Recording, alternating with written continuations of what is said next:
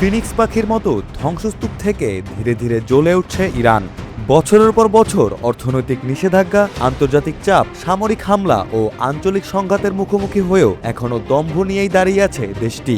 যুদ্ধ আর শত্রুর আগ্রাসনের মাঝেই নিজেদের পারমাণবিক শক্তি এবং প্রযুক্তিগত সক্ষমতা বাড়ানোর নতুন পরিকল্পনা নিয়ে এগোচ্ছে তেহরান। সম্প্রতি 5টি এলাকায় নতুন পারমাণবিক বিদ্যুৎ কেন্দ্র নির্মাণের পরিকল্পনা ঘোষণা করেছে ইরান।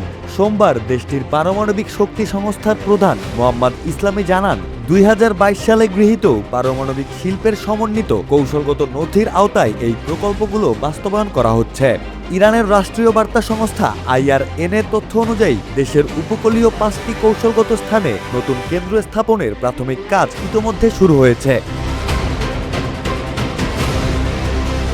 মোহাম্মদ ইসলামি বলেন, কৌশলগত নথির ওপর ভিত্তি করে দেশের সার্বিক জ্বালানি ব্যবস্থায় পারমাণবিক বিদ্যুতের অংশীদারিত্ব বাড়াতে উপকূলের 5টি কৌশলগত স্থানে নতুন কেন্দ্র নির্মাণের পরিকল্পনা নেওয়া হয়েছে। ইতিমধ্যে প্রকল্পগুলোর প্রাথমিক কাজ নির্ধারিত সূচি অনুযায়ী এগিয়ে যাচ্ছে। বৈঠকে ইরানের একমাত্র সক্রিয় পারমাণবিক বিদ্যুৎ কেন্দ্র বুশেহরের সাফল্য তুলে ধরে তিনি জানান, কেন্দ্রটি সম্প্রতি 80 বিলিয়ন কিলোওয়াট ঘন্টা বিদ্যুৎ উৎপাদনের মাইলফলক স্পর্শ করেছে। এর ফলে প্রায় 131 মিলিয়ন ব্যারেল অপরিশোধিত তেল অথবা 21.3 বিলিয়ন ঘনমিটার প্রাকৃতিক গ্যাসের সমপরিমাণ জ্বালানি সাশ্রয় করা সম্ভব হয়েছে।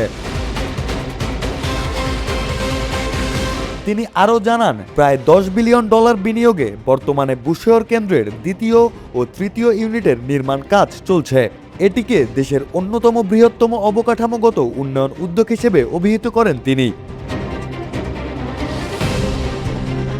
এদিকে গত ফেব্রুয়ারির শেষ দিক থেকে মার্কিন ও ইসরায়েলি বিমান হামলার পর মধ্যপ্রাচ্য জুড়ে উত্তেজনা নতুন মাত্রা নিয়েছে।